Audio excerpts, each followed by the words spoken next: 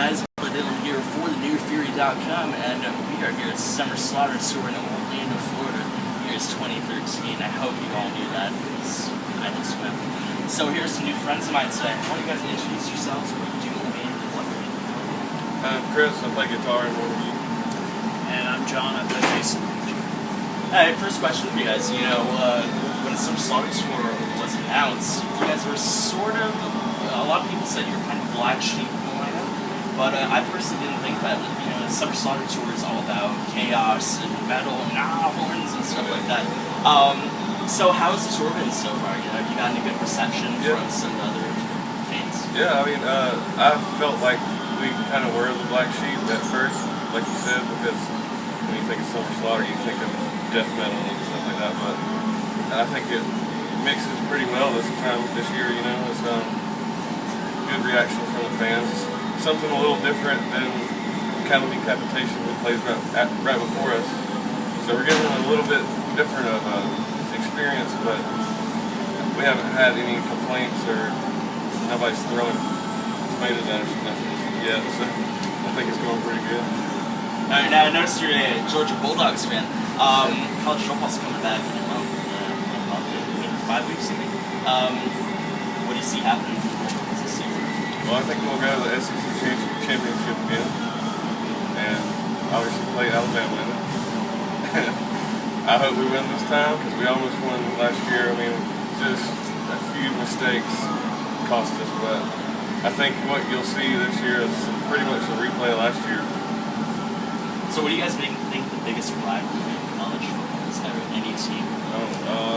Utah, BYU. I'm just kidding. I don't know. I would say like maybe like Oklahoma and Texas. That's the big one. I don't know about the biggest. I know Georgia, Florida is big. Alabama and Auburn, big. Can't think of like the biggest one around. So being that you guys are in a band, are you big sports fans outside of college football? Do you also like to tailgate? Yeah, like tailgate. I love baseball. I'm a big Braves fan, and when I go back home to Georgia, I try to get to as many games as I can. Tailgate with a friend. I like NFL, I like the Falcons, I like basketball, NBA. I don't really like I'm not a big college basketball fan, personally, but he's a big Utah Jazz fan. I'm trying to get into hockey too. Yeah, I'm from Georgia, you know, people don't really care about hockey there. Never was raised on it, so I don't really care. Getting more of the music side of the spectrum now. I know you guys have a new album coming out. I think it was like the first couple weeks of August. How does it compare to the previous album you compared to Yeah, I pronounced it better. How does it sound, or how does it compare sound-wise, being it's been like 3 years since you released it? It comes out August 6th. It's called Wrongdoers, and the way I guess I can compare it to the original is there's a couple of those like kind of groove, melodic, kind of like trippy songs, but for the most part, it's a fast and aggressive record. A lot of our kind of like crust punk or kind of like weird punk influences came out a little. It's kind of like there's some really, say, pissed off sounding and just really energetic songs. It's a good mixture of songs. I don't know. It's got something for everybody. Yeah. It's sonically more powerful, I think, this time around. I think you'll find that the production on it's better. It's just more aggressive and just.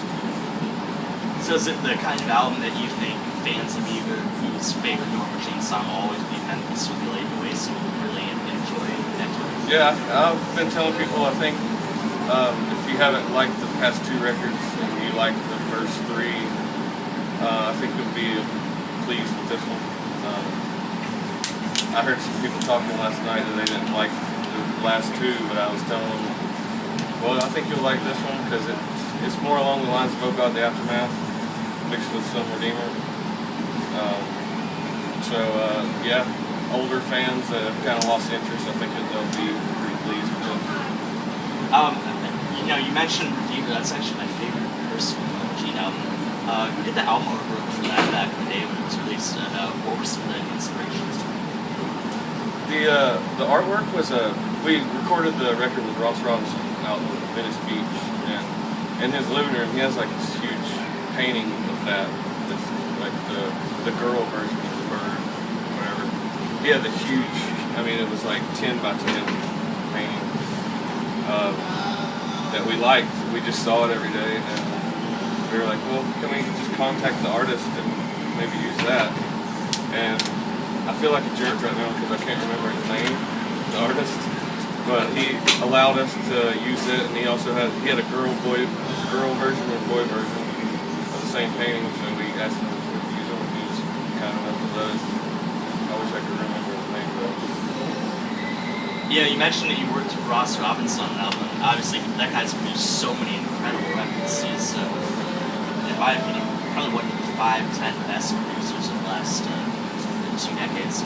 What was it like working with him on that album? That must have been a really cool experience. Yes, it was. It was kind of a dream come true for us. We've always looked up to him and all the bands that he's done, Slipknot and Korn, and At the Drive-In.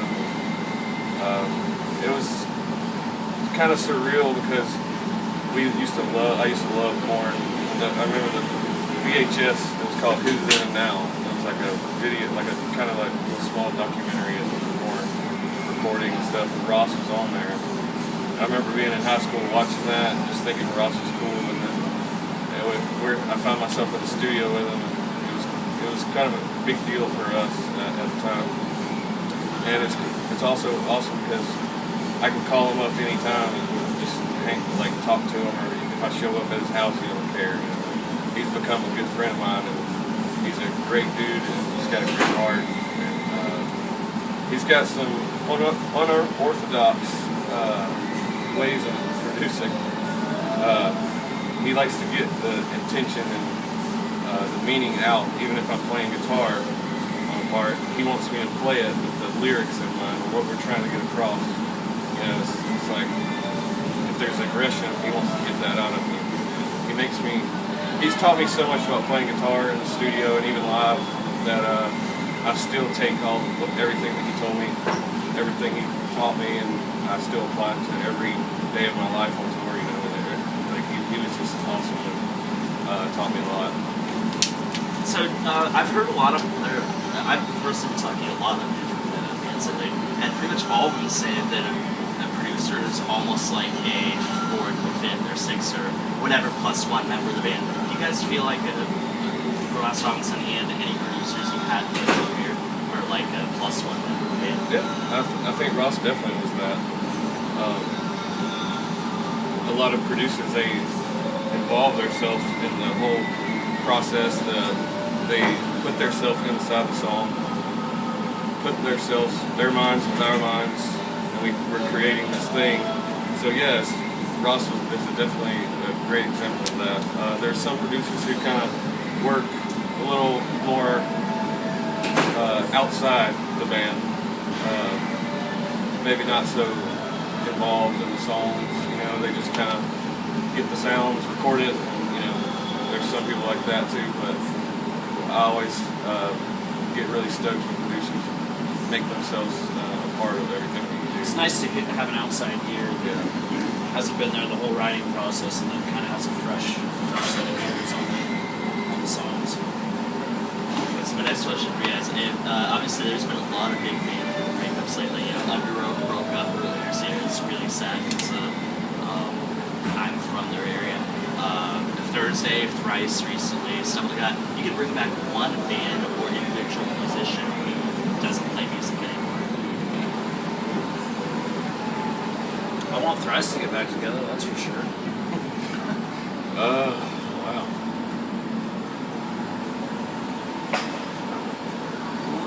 I love Coalesce. That would be one. Of course, Pantera. That's a given. Yeah. I'll second Pantera.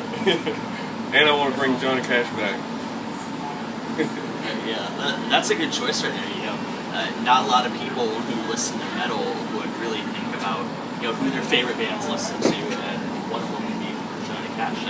But I think the two are kind of related because, you know, Johnny Cash outlaw metal, or kind of the outlaw, or one of the big outlaw genres of music because it's harsh and basic and stuff like that. Which actually brings me to my next question: what's your favorite Johnny Cash song?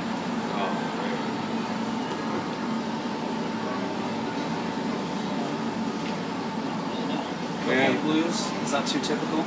No, that's a great one. Go for it. But you know what? Like, his cover of Hurt blows my mind. Yeah, that's really good.